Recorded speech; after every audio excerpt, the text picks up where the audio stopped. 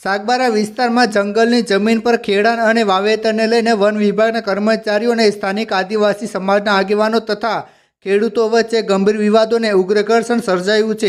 આ સમગ્ર વિવાદનું મુખ્ય કેન્દ્ર જંગલની જમીન પર વર્ષોથી ચાલી આવતી ખેતી અને તેના પર વન વિભાગ દ્વારા મૂકવામાં આવતા પ્રતિબંધો છે।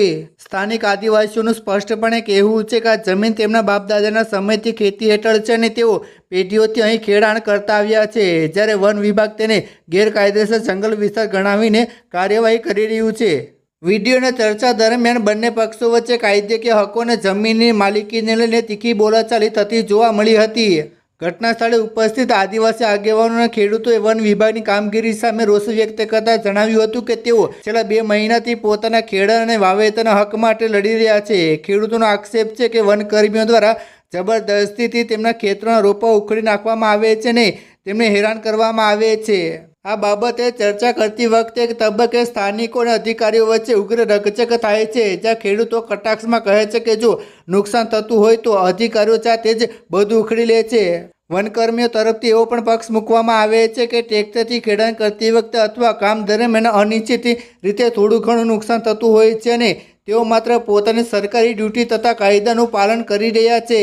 આ વિવાદ માત્ર ખેડાણ પૂરતો મર્યાદિત નથી રહ્યો, પરંતુ તે એક મોટા સામાજિક અને કાયદેકીય સંઘર્ષનું સ્વરૂપ ધારણ કરી ચૂક્યો છે। આદિવાસી આગેવાનોએ આક્રોશ વ્યક્ત કરતા જણાવ્યું છે કે તેમણે આ બાબતે ઉચ્ચ સ્તરે અને કેબિનેટ કક્ષા સુધી બેઠકો રજૂ કરી છે અને સરકાર તરફથી તેમને હકારાત્મક જવાબ મળ્યો હોવાનો દાવો કરવામાં આવ્યો છે।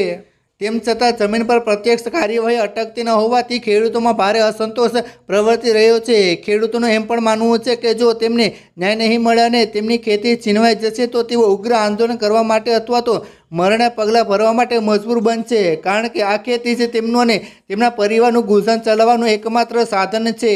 બીજી બાજુ વન વિભાગના કર્મચારીઓનો અધિકારીઓ પોતાના બચાવમાં સ્પષ્ટ કરે છે કે તેઓ કોઈની સાથે પક્ષપાત કરી રહ્યા નથી, પરંતુ કાયદેસર પ્રક્રિયાના સરકારી આદેશો મુજબ જ કામ કરી રહ્યા છે। વનકર્મીઓનું કહેવું છે કે જો વિરોધી પક્ષ કે અન્ય કોઈ પાસે જમીનના કાયદેસરના પુરાવા કે પેપર હોય તો તેમણે તે રજૂ કરવા જોઈએ।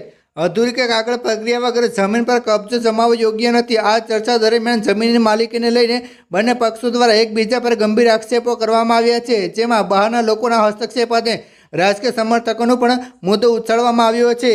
આ સમગ્ર મામલે પરિસ્થિતિ એટલી તણાવપૂર્ણ બની ગઈ છે કે સ્થાનિક સ્તરે પશુઓને પાણી પીવડાવવા જવાના રસ્તાઓ અને સામાન્ય આવક પણ રોકટોક થવાના આક્ષેપો થઈ રહ્યા છે।